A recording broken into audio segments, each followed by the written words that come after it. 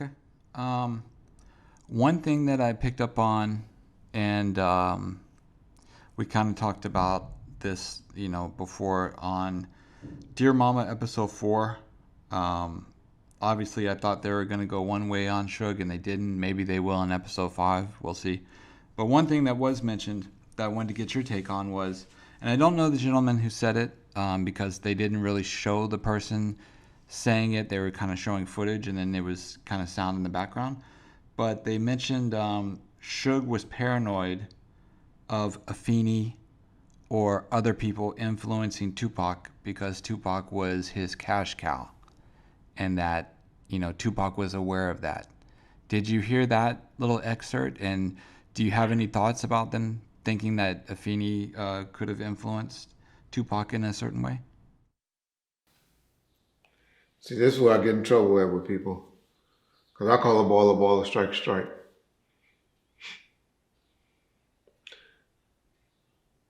How can a man or a man be influenced by his mama that he didn't want to have? And she's a smart lady. I done learned stuff in this documentary that I didn't know about Afeni. How she closed and she was the only one that represented herself at the trial and all of that. So she can speak to the jury and everybody. Man, I love all that stuff. Love everything they done put out about Afeni in there. I wasn't around Pac every day, wasn't. But I knew everything Pac was doing every day of those 11 months he was on death row. Why is that? Because I was in charge of making sure he got up and went to the film sets. I had to make sure I had a security guard there to wake him up driving to the production set. That's already a responsibility every day. Y'all don't even know this. Pac was banned from doing movies after that Alan Hughes situation.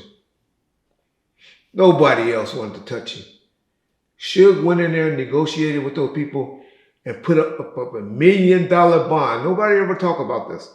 $1 million to guarantee the production that if Tupac got in trouble, got killed, went to jail, or didn't show up, that he will forfeit $1 million bond. That's what Suge had to go guarantee, gridlock and gang related, in order for him to get the movies, just to build his reputation back. Y'all ask people about that. Y'all never heard that before. That's something new. Okay, Reggie be knowing everything. Hold back on a lot of stuff just to keep the peace. So I'm saying all that to say, I saw Miss Shakur around Pop 4 or 5 times. Not saying he hadn't talked to his mama, because probably during that time, I only seen my mama 5 or 10 times during that time because we was working so much and doing so much. But I told y'all a story of how Suge gave Pac Mama $5,000. Put this on my kid's life. He was livid about that. I don't give my mama that type of money at one time, Suge. Don't do that anymore. And all he wanted was his mother, their mothers, meaning Miss Knight and Miss Shakur, to go shopping, hang out together, develop a relationship. He wanted them to be friends. And he wanted me to take them to go shopping and to lunch. I hope that's enough dirt. That's all bad I'm going to say about Miss Feeney. If that's bad, I don't think it's bad. That's just the truth. But I go to answer that to say, she didn't have that type of persuasion over Pop. So whoever said that is somebody, y'all know my favorite term, that has an ass. And an asshole is like what? Or an opinion is like what? An asshole. And everyone has one. But all of these people that y'all been hearing from, and y'all saying, Reggie, you just hating on the documentary. If y'all don't notice where most of that motherfucking footage and pictures came from, where was it aired at first? On who channel, John? John ain't gonna say. Yeah. Well, Bomb First, right? Yeah. And who licensed that to him? All right. John don't want to say. John know he licensed, or Bomb First licensed most of that Death Row material. So Yeah, it's in the credits. Yeah. If they look at episode 4, it's Bomb First is in the credits. Yeah. So I'm saying all that to say, so we not hating on the project because we didn't make no money or anything like that. We just telling y'all that the people that's been interviewed, they were fired. They had no more relationship with Pop. And that's why they felt that way. I try to tell y'all about Yasmin and how that relationship, Yasmin supposed to be there talking like crazy. She knows the Black Panther stuff and everything. Try to tell y'all there's issues. There's issues. But Reggie come off as the hater. There were issues.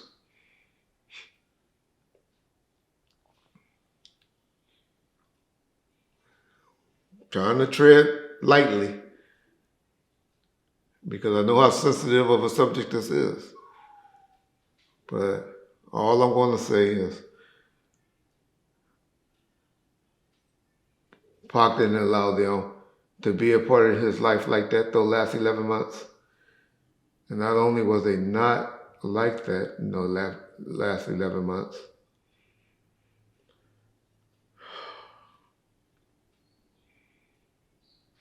yeah, I'll just say that.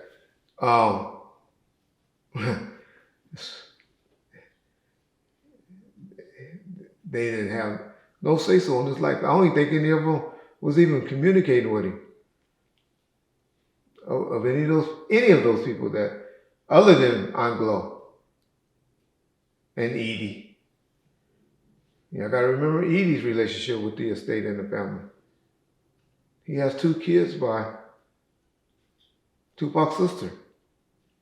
So he gotta tread light on what he say to keep the peace. But other than those 2, y'all say Gobi.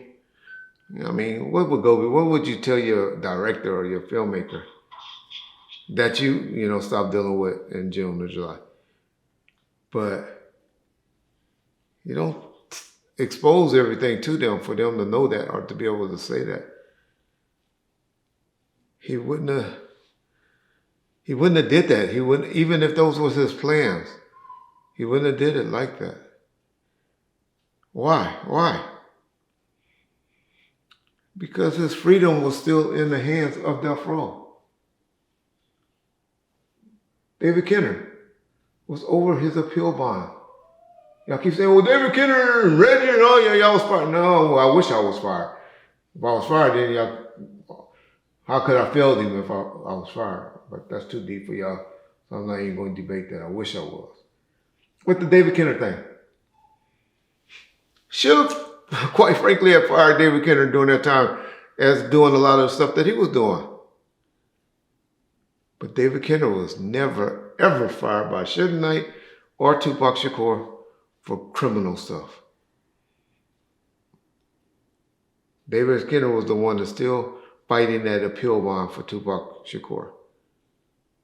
And that probation violation that he had another court date coming up on September 11th for.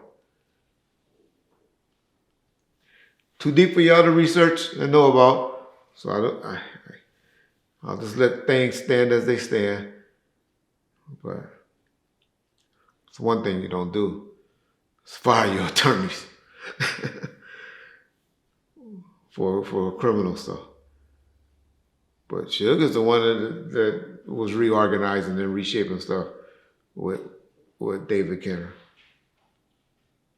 As far as the entertainment side of things versus the, criminal side of Death Row. Y'all take that where y'all want.